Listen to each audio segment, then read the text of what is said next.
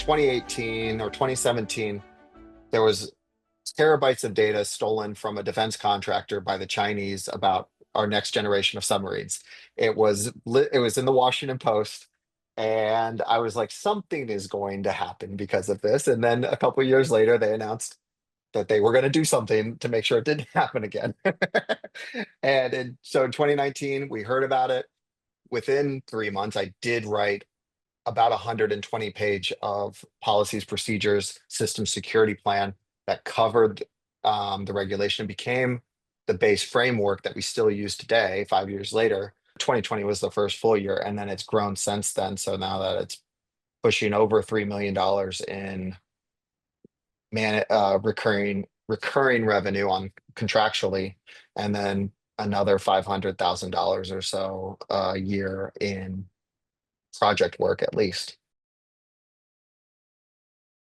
I looked at all the contracts and I saw, hey, we have 30% of our contracts are locked into strong multi-year agreements. And then we look, and then we looked at, and then I looked at the 70% and I was like, what are we going to do to ensure that we don't lose these contracts?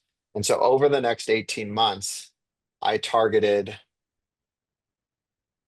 companies starting with our largest revenue at the largest revenue to work to redo their contracts so that they were, mostly 3-year terms. For the large part, we've continued to have that high profit. We've continued to have the high customer satisfaction, and we've had low cybersecurity incidents. So it's been a win-win-win all the way around. And within 18 months, we had secured 95% of our contracts to be long-term, multi-year contracts.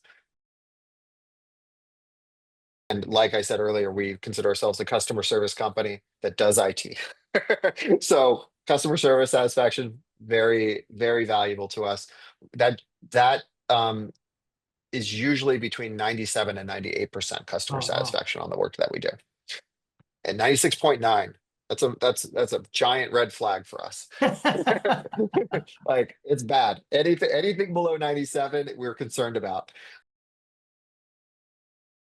If the department isn't bringing value to the organization and it's not bringing value to our clients, what's the point?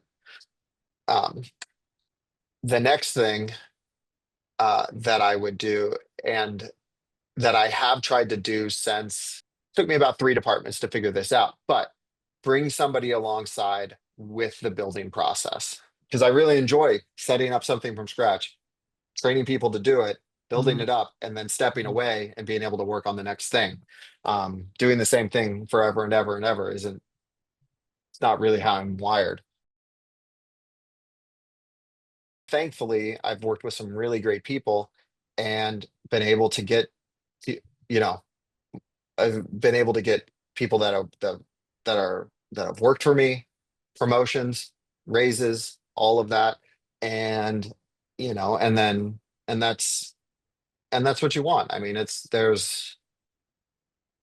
don't know, if we're not all successful together, if it's just one person being successful, then is it really a good success, or did you just take advantage of a bunch of people? And really, like, I want to be able to, scale an operation with people, because it's so fun when you're working with great people.